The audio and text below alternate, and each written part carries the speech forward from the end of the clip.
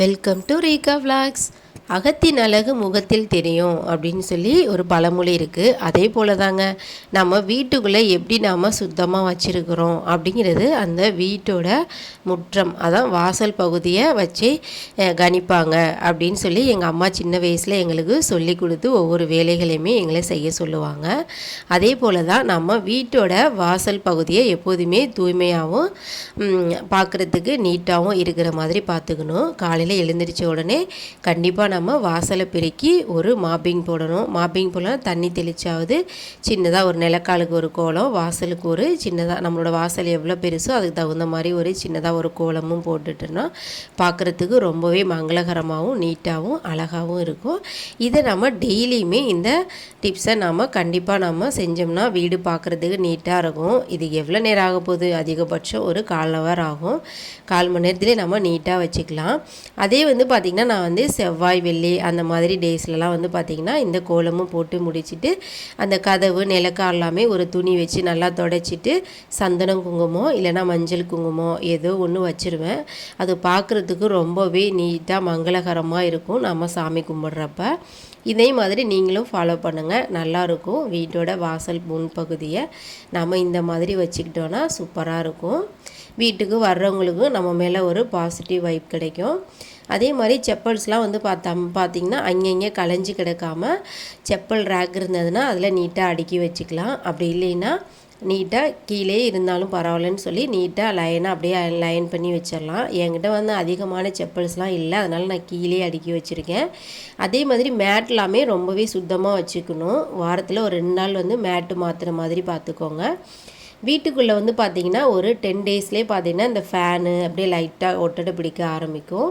அப்படியே ஃபேன்லாம் லைட்டாக தூசி இருக்கிறப்பே துடைச்சிட்டு லைட்டாக ஒட்டடையும் தட்டி விட்டுட்டு அதோட தூசிலாம் எப்படியும் இந்த செல்ஃபு டேபிள் இதில் எல்லாத்துலேயுமே பட்டிருக்கும். அதையும் அப்படியே லைட்டாக ஒரு துணி வச்சு தொடச்சி விட்டுட்டு வீடும் நம்ம பெருக்கணும். வீடு பெருக்கிறப்ப என்ன பண்ணணும்னு பார்த்திங்கன்னா சும்மா மேலோட்டமாக பெருக்கிறாமல் அந்த ஃப்ரிட்ஜுக்கு அடியில் டேபிளுக்கு அடியில் நம்ம ஒரு லேண்ட்ரி பக்கெட்லாம் வச்சுருக்கிறோன்னா அதெல்லாம் எடுத்துட்டு நம்ம வீடை பெருக்கிறோன்னா அது இடையில போய் இருக்கிற டஸ்ட்லாம் எதுவும் இல்லாமல் நம்ம க்ளீனாக வச்சுக்க முடியும்.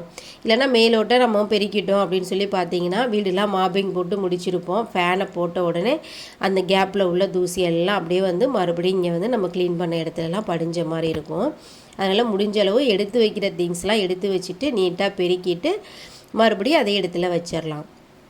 எப்படியும் அப்புறம் ஃப்ரிட்ஜு நாம் இந்த தூசியெல்லாம் க்ளீன் பண்ணோம்ல, அந்த தூசிலாம் எப்படியும் ஃப்ரிட்ஜு மேலேயும் பட்டிருக்கும். அப்போ நம்ம ஃப்ரிட்ஜு மேலே போட்டிருந்த கவரோ இல்லை டவலோ ஏதோ ஒன்று விரித்து வச்சுருப்போம்.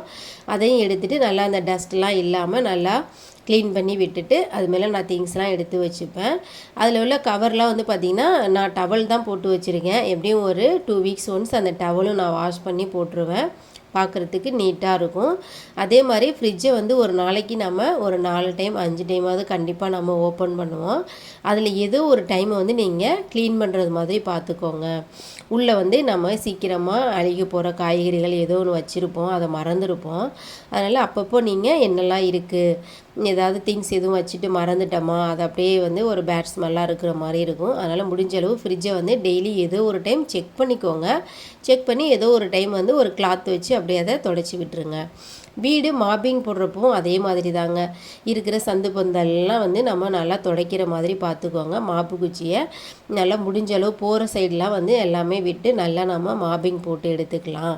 இல்லைன்னா நம்ம துடைக்காமல் விட்டோம்னா அது அதில் உள்ள டஸ்ட்லாம் மறுபடியும் நமக்கு பறக்கிற மாதிரியே இருக்கும். அது க்ளீனாக இருக்கிறது பார்க்குறதுக்கு.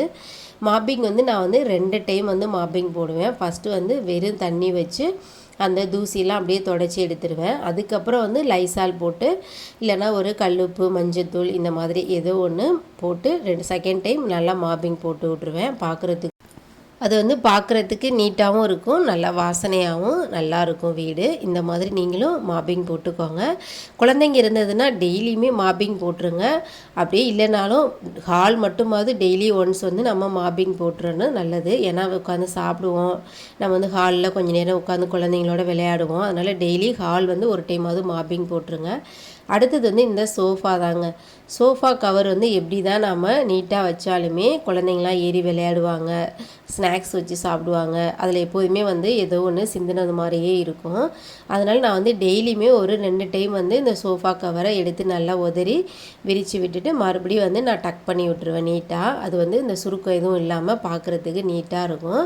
நான் டெய்லியுமே ஒரு 2 டைம்ஸ் வந்து இந்த மாதிரி பண்ணுவேன். ஏன்னா என்னோடய பாப்பா வந்து ஏறி அதில் விளையாண்டுட்டே இருப்பாங்க. ஸ்நாக்ஸ்லாம் அதில் தான் வச்சு சாப்பிடுவாங்க. ஸோ வந்து சோஃபா கவரை நீட்டாக வச்சுக்கணும். சோஃபாவையும் ஒரு 10 டேஸ் ஒன்ஸு சோஃபா கவரு, நம்ம ஜன்னலுக்கு ஸ்க்ரீன்லாம் போட்டிருந்தோம், நிலக்காலுக்கு ஸ்க்ரீன்லாம் போட்டிருந்தோன்னா அதெல்லாம் வந்து ஒரு 10 டேஸ் ஒன்ஸ் அது வாஷ் பண்ணி போட்டோம்னா தூசி எதுவும் படையாமல் பார்க்குறதுக்கு நீட்டாக இருக்கும் வீடு.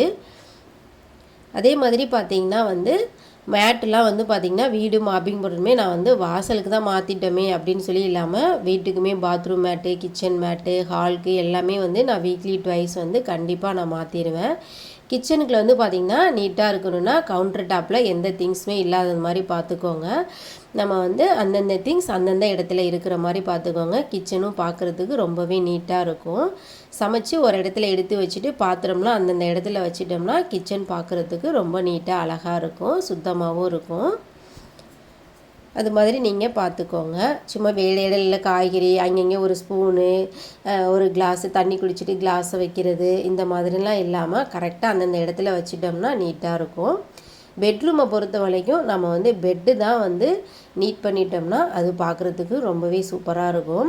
காலைல எழுந்திரிச்சோன்னா ஒரு டைம் கண்டிப்பாக தூங்கி எழுந்திரிச்சோன்னா நமக்கு பெட்லாம் கலைஞ்சிருக்கும். அப்போ வந்து கண்டிப்பாக நம்ம பெட்ஷீட்லாம் நல்லா எடுத்து உதறி டக் பண்ணிட்டோம்னா காலையில் மார்னிங் டைமுக்கு ரொம்பவே நீட்டாக இருக்கும். அதே மாதிரி ஈவினிங் ஒரு டைம் வந்து நான் வந்து பெட்ஷீட்லாம் நல்லா எடுத்து உதறி டக் பண்ணி விட்ருவேன், அந்த சுருக்கம் எதுவும் இல்லாமல். அதுவும் பார்க்குறதுக்கு ரொம்பவே நீட்டாக இருக்கும்.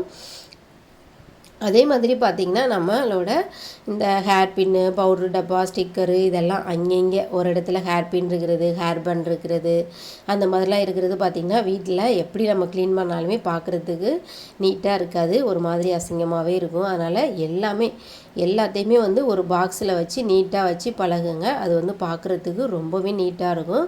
ஒரு நூல் தைக்கிற ஊசியாக இருந்தாலும் அந்தந்த இடத்துல பாக்ஸில் வச்சு பாருங்கள், வீடு ரொம்பவே பார்க்குறதுக்கு நீட்டாக இருக்கும். ஒரு பொருளை ஒவ்வொரு இடத்துலையும் வச்சு வைக்காமல் ஒரு நெயில் கட்டராக இருந்தாலும் அதுக்குண்டான ஒரு இடத்துல வைங்க. ஒரு நூல், ஒரு பூ கட்டுற நூல், எல்லாத்துக்கும் இந்த இடத்துல போனால் இந்த பொருள் இருக்கும் அப்படிங்கிறது நமக்கு கண்டிப்பாக தெரிஞ்சிருக்கணும். நாம் இதை ஃபாலோ பண்ணோம்னா நம்ம ஹஸ்பண்டும் ஃபாலோ பண்ணுவாங்க. வீடே நீட்டாக இருக்கும். பாருங்கள், வளர்ந்து வர்ற குழந்தைங்களுமே இந்த விஷயத்தை கற்றுக்குவாங்க.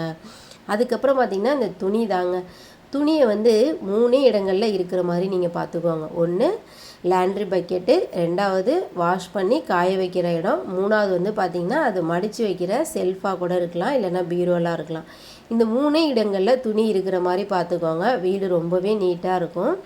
பார்த்திங்கன்னா இங்கே சேரில் துணி அள்ளியாந்து போடுறது, அழுக்கு துணியை வந்து ஒரு அப்படியே கீழே குமிச்சு வைக்கிறது, இல்லைனா ஒரு லாண்ட்ரி பக்கெட் போடாமல் அப்படியே ஓரமாக குமிச்சு வைக்கிறது, இதெல்லாம் வந்து வீட்டில் பார்க்குறதுக்கு அவ்வளோக்கா நீட்டாக இருக்காது. அழுக்கு துணியாக இருந்தாலும் அதை போட்டு வைக்கிறதுக்குன்னு ஒரு பேஸ்கெட் மாதிரி ரெடி பண்ணிக்கோங்க.